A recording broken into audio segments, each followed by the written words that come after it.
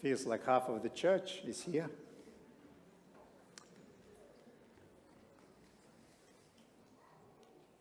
We are starting the new series. And the series is on Jesus' statements, I am. If you were a Jew, and 2,000 years ago, you would hear Jesus. And very often he would say this in front of many people, and he would say, I am. Very often what he would say after I am would prickle the ears of Jews. Because the statement that he would make them very uncomfortable. Because Jesus would say something like, I am the light of the world. What? Or he would say, I am the way, the truth, and the life. What? He would say, I am the bread of life. He would say, I am the good shepherd. He would say, I am the resurrection and life. Imagine being a Jew 2,000 years ago and hearing from somebody that looks like you the statements that only would apply to God himself. So that's what we are going to cover. Today we are going to cover this statement of Jesus when he said, I am the light of the world. Let me just, as an intro, give you this one. Well, that's a big theological statement, which is the high view of Christology. And let me explain what I mean by that. That Jesus is Lord, or Adonai. That he died for the sins of the world, and that he is coming back again. These beliefs were there at the inception of the first Christian church.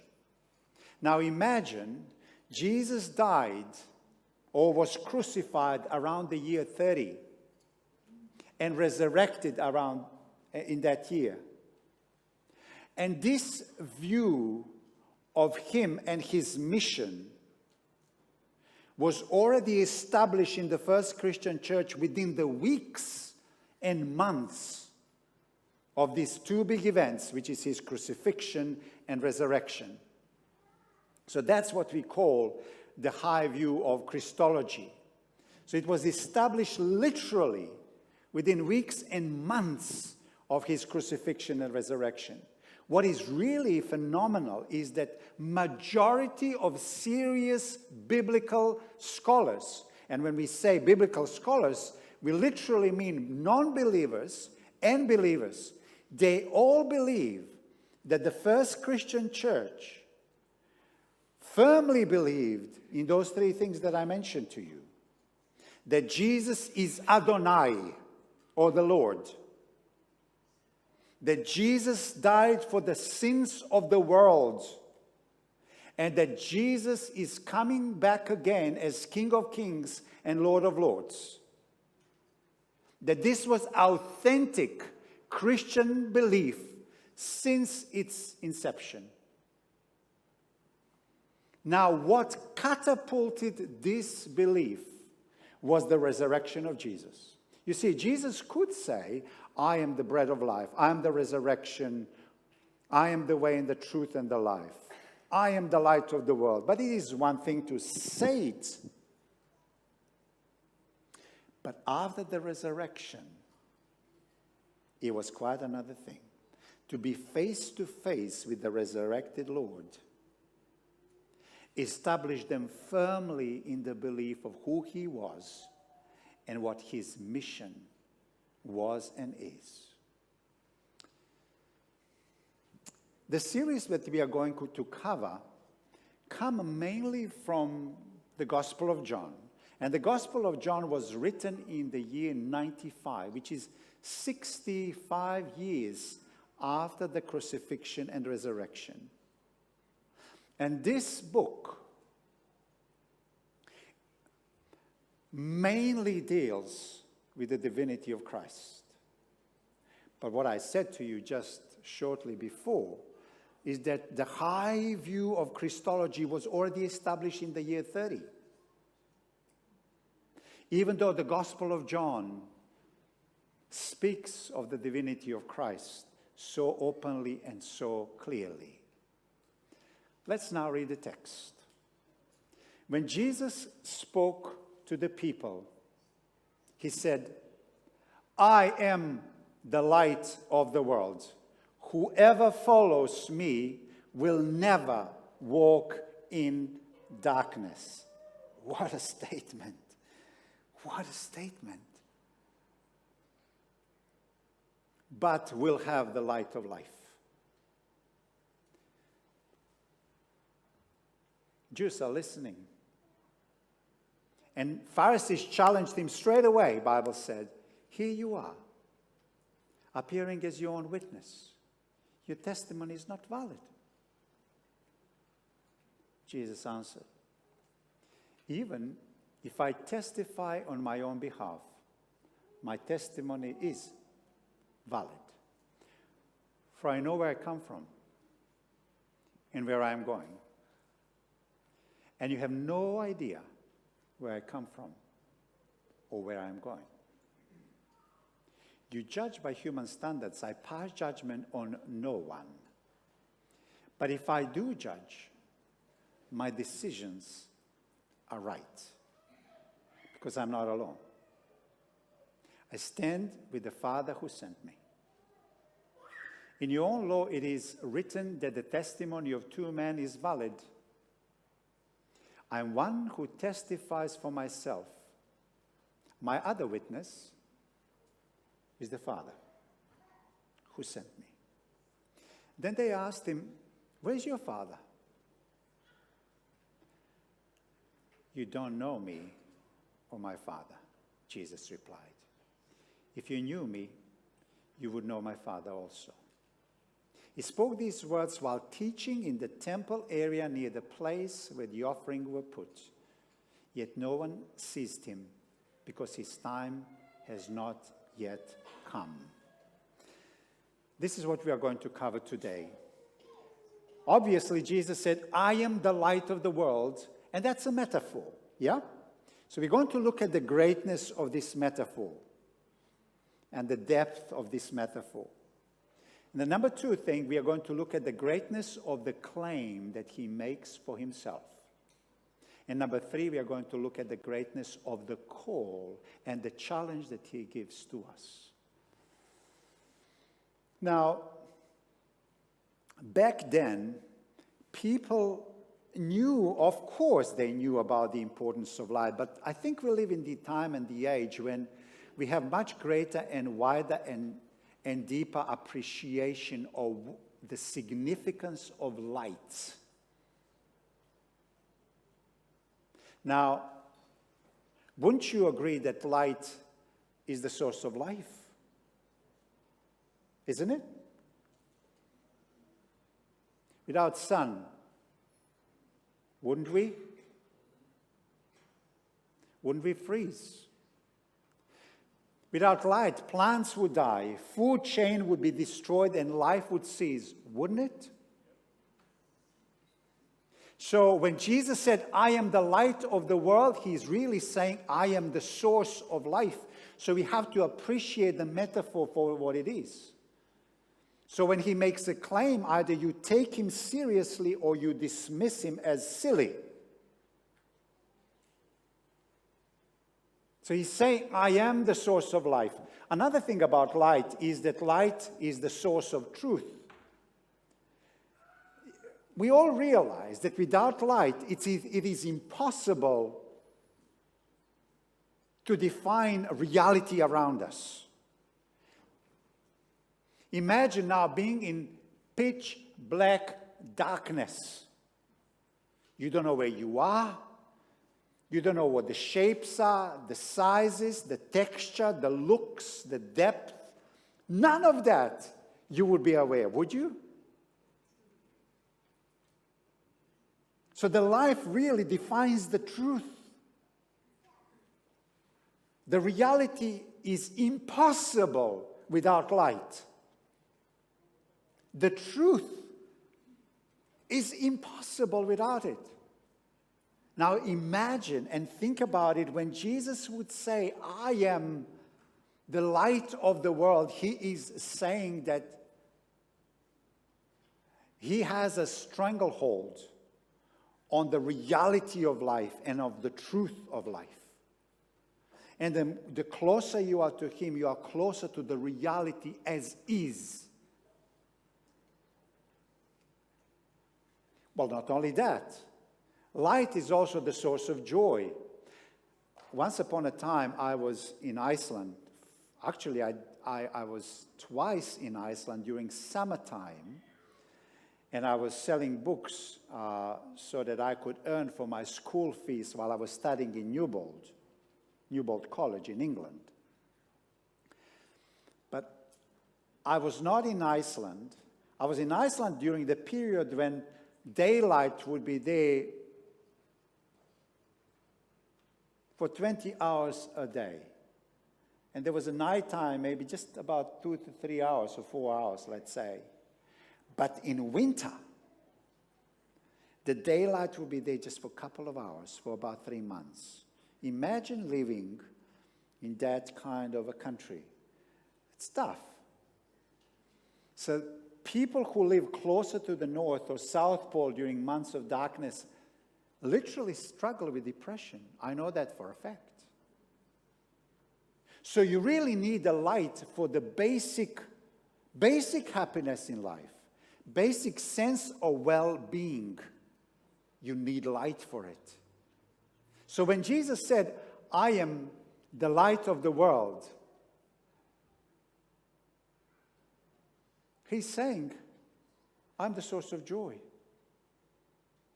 I'm the source of joy as well. The source of life, the source of truth, the source of joy. But here is another thing. We all realize that if we have too much of it, it's not good. If we have too little of it, it's not good. Remember how the weather forecasters told us that this is going to be a dry summer. How right? No, they were.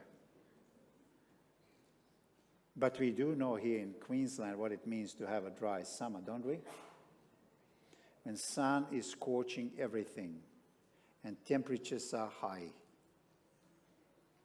So too much of it does not bring life, does it? In fact, it kills life. Yeah? So too little of it is not good. Too much of it is not good.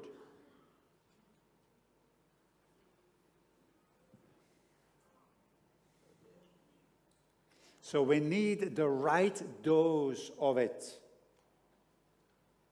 for life, for truth, and for joy. And Jesus says, that's who I am.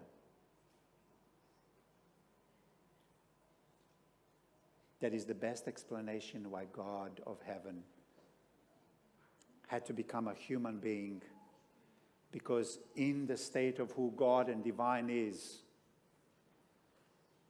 it would be too much for us. It would be too much for us.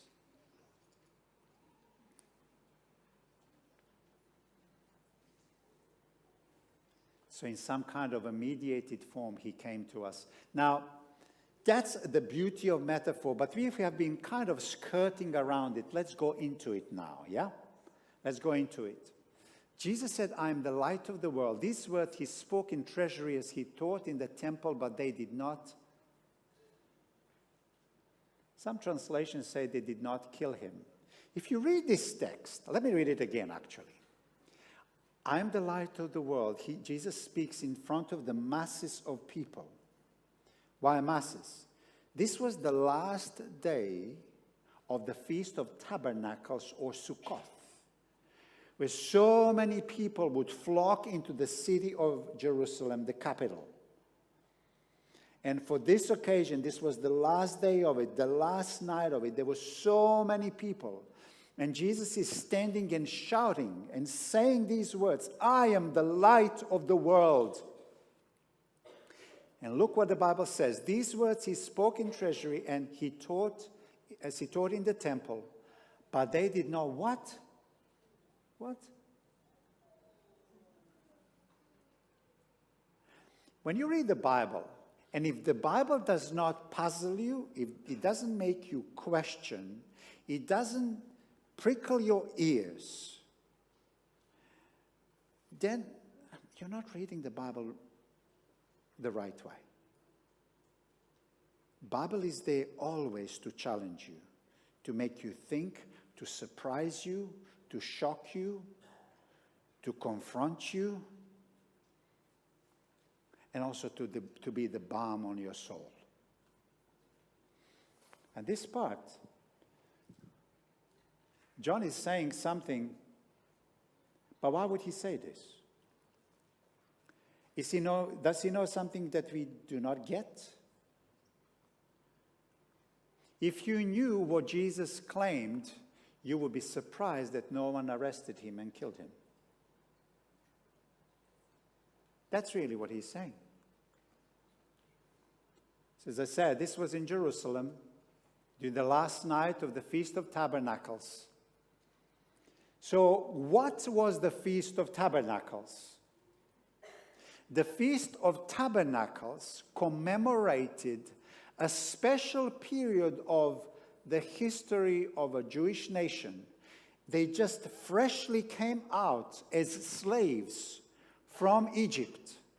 They crossed on the other side of the Red Sea, and there they were in the desert, in wilderness, under the scorching sun, without much water, without much food, and God brought them there. So what they celebrated, and they celebrated this yearly, on a yearly basis, was God's provision for them. When there was no food, yet God gave them and provided food for them. When there were no homes, and God was their home.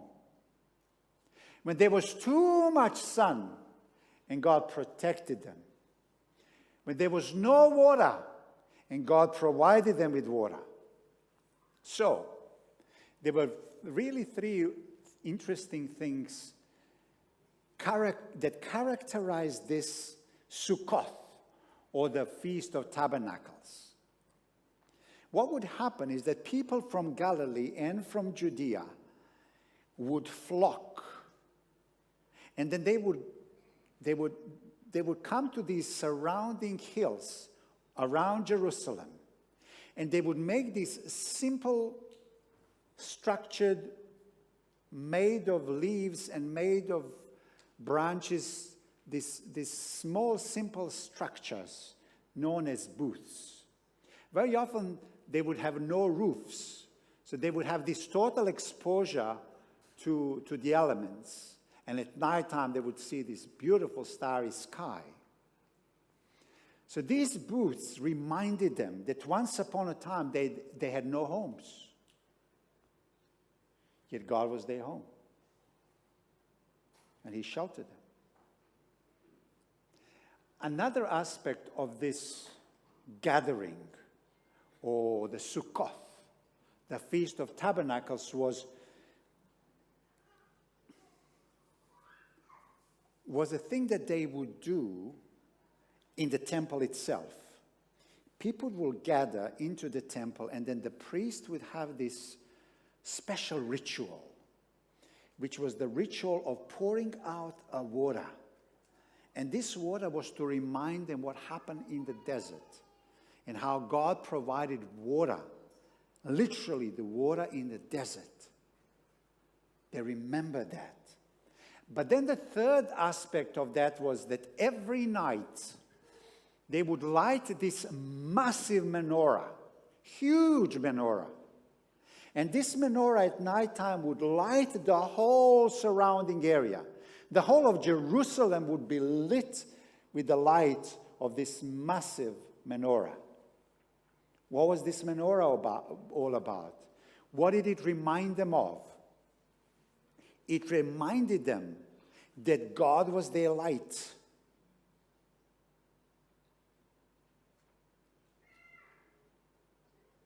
Because the special light, like a torch, a massive torch, if you will, the pillar of fire would be above the camp and above the people. And it would move, and people would literally move behind it. And it would remind them that God is their light. So do you remember what happened? There was this pillar of light at nighttime that even gave the warmth, if you will. But then there was this pillar of cloud that kind of protected them and shaded them, that would move. So what happened when the sun was setting? Instead of a cloud becoming invisible, it began to radiate. It became the pillar of fire. This pillar of cloud and pillar of fire would protect them from the enemies. This pillar of fire came on top of Mount Sinai. It appeared over tabernacle. When the temple was built, the cloud came down and filled the place with glory. And the Bible says, and the Lord went before them by day in a pillar of cloud to lead the way, and by night in a pillar of fire to give them light. You could almost say that it was the Shekinah glory. Remember where the Shekinah glory was? In the most holy place. Yeah? But that's where you couldn't come. You could never see that Shekinah glory if you were an ordinary Jew, except if you were the high priest. But that Shekinah glory, I propose to you, did come out. The presence of God was there, visible in this pillar of fire and in this pillar of cloud. It was among the people. Now imagine this. This last night of the Feast of Tabernacles, the light of menorah was not lit as they were starting to pack up. On this last night, I imagine Jesus standing in front of this menorah that was not lit and shouting and saying, I am the light of the world. Yes, we are commemorating the presence of God, but I am that glory of God. Imagine that. Do you see why they wanted to kill him? The Pharisees.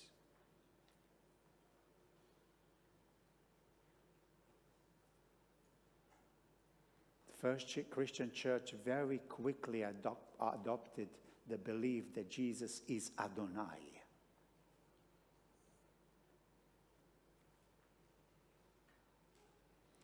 So he stood in front of menorah, representing the missing glory of God, to declare, I am that glory light. The thing that you long for, it is me. I'm not like prophets who point out to God's glory. I'm not someone who just reflects the glory of God. I am the glory of God. Wow. No wonder there was a stir among the people, because they understood the weight of this statement. Do you see why there was a stir? When you read the Bible, if it doesn't stir you, and if you don't feel the weight of the words that you read, then you're not reading the Bible. And you're not reading it properly. This is not an abstract principle. This is a moving light. Because the same Jesus said, follow me. Because that original pillar of clouds, that pillar of fire, would move. And they would follow. And Jesus would now say to them, I am that glory. Follow me. That's what he was saying. I am the source of life. I am the source of truth. I am the source of joy. Do you see that? Jesus is the ultimate light. When the sun comes up in the morning, things begin to grow. Especially these days, I have to mow my lawn too many times. Well, it's good. I'm not complaining. Just a little bit. But look what Jesus is saying. When I come near you and I become your light, things will start to change. You will start to grow. Do you believe that? The words of Christ must have their weight upon us, because they will just stay the words. If he said, I am the light of the world, that means if you come to me and I come to you, things will change. I've seen that so many times with people around. When the joy grabs them and they start talking more about Christ and they know something has happened in their lives. We're just talking to somebody last week. We had a Bible study and they said, something's happening. Of course something is happening. If Christ has come closer to you and you've come closer to him, things change for better. I am the light of the world, people, God said, Jesus said. I am the only way for you to know who God really is. Who God really is. Because the light is the source of truth. And as he walked Galilee, as he walked Judea, you are seeing what God is like. Don't let the culture define the truth for you, because it falls either too far to the left, it falls too far to the right. And all of us are prone to go one way or the other. If you want to know the truth, follow Christ. He is the truth. He is the ultimate truth. You see, there are prophets, philosophies, faiths that can teach you something about God, but they are just moons. Jesus said, I am the sun. Moon only reflects. Sun originates. All faiths, gurus, philosophers, and prophets are saying, I am a moon. But Jesus says, I am the sun. And he's the ultimate joy.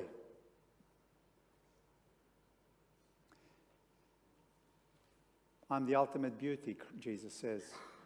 Light is where you get your beauty from. Are you after beautiful body, beautiful place, boyfriend, girlfriend, music, things? Do you know what? It's good. It's okay. Can I suggest to you that these are all moons? But Jesus said, I am the sun. I'm the source of beauty. I am the source of it. And therefore the source of greatest joy. But another thing is this. Still, the glory of God can kill you if it is not mediated. Did you know that? Do you know of any example in the Bible where the glory of God can do that? Remember God said, don't touch mountain?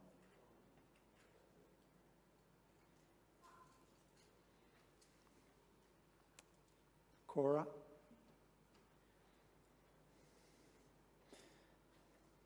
Who was a rebellious one, in spite of seeing God's grace and God's beauty and God's love,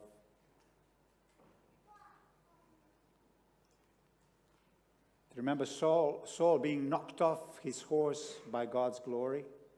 Remember that? Too much light.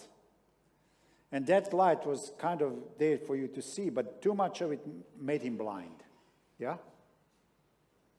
Sometimes you have to become blind in order to see. Hey, that's what happened to Paul. Moses asked to see his glory, and God said, it's a good thing you're asking, but to see my face. One day, people, in the book of Revelation, you know what it says? We will what? Face to face. Yeah. When God's full glory happens and our full glory happens, then we can see Him. We are far away from the glory that God intended for us. Far away from it. So Jesus is a mediator. The light of God would kill us because we are too sinful for it. That's our problem. That's our problem.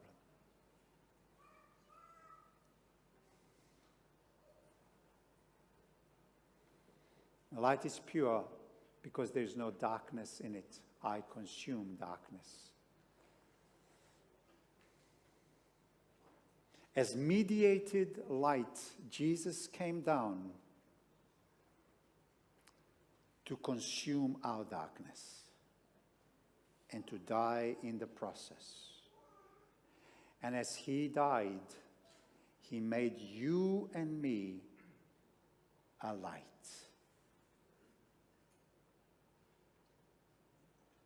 Did you catch that? He came as a mediated light to take your darkness and my darkness that killed Him, and in the process, He made us into a light. Because Jesus said, I am the light, but then He turned and He said, you are the light from now on.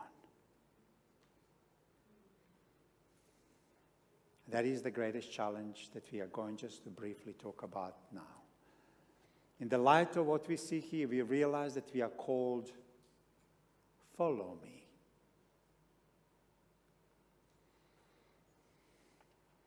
Live your life with consistency and with integrity. Stop doing things in the dark. Hello? I can't hear any amen. It's a little dark out there. Hiding things from friends, from your spouse, from yourself. Everything will come into open. I realize that in my life. Nothing can hide. You know what? My wife is so smart. I can't hide anything from my wife. She discovers things so quickly, too quickly. She's real light.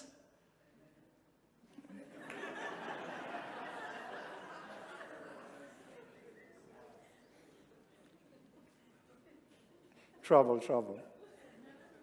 But it's true. There's something about us if we live a transparent life, isn't it? It's not easy to live a double life.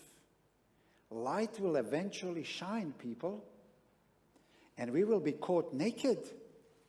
And it's not nice if you are caught naked. Light always shines.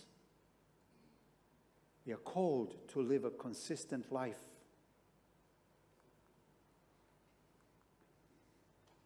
Another one, be the same in the light as you are in the dark. Don't play two people. Yes, we have different roles to play and different hats to put on. Be father, be pastor, be a bike rider, be whatever, you know. But you are still that same person. You are not different. You are that same person. Just one, not two, or three, or five.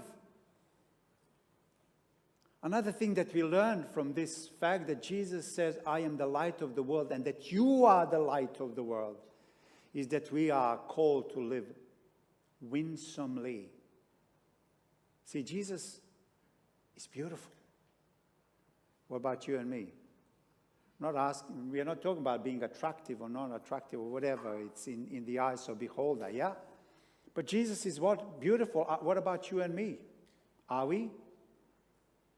Are we beautiful? How do you take criticism?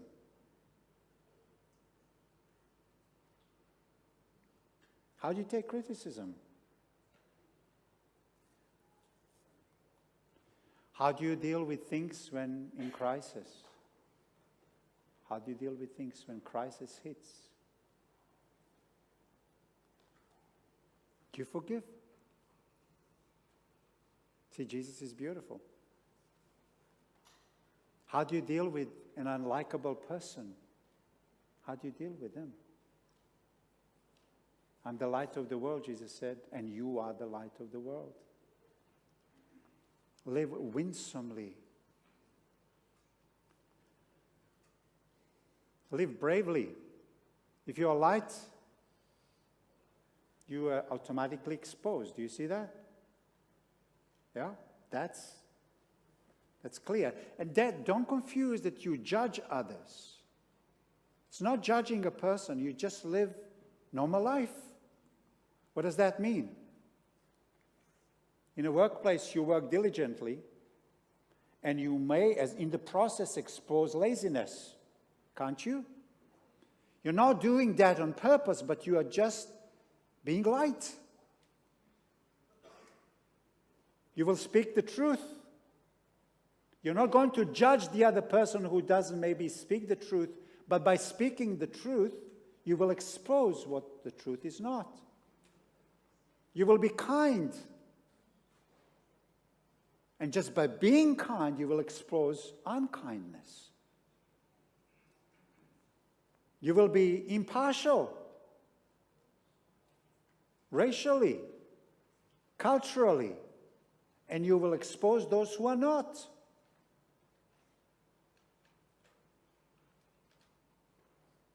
Jesus said, I'm the light, and he said, you are the light.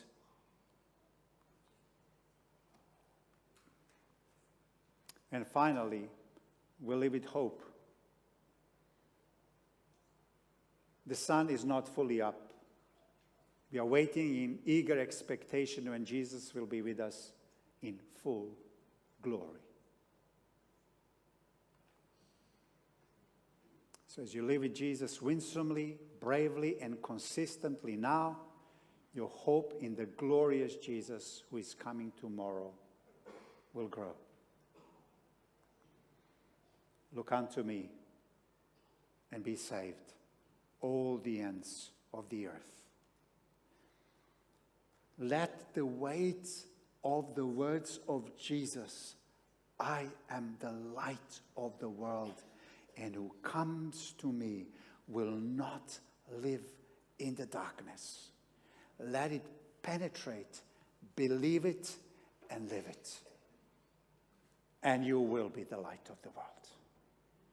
May God bless you and me. Once again, you were just accidental hearers. I was just talking to myself. God bless.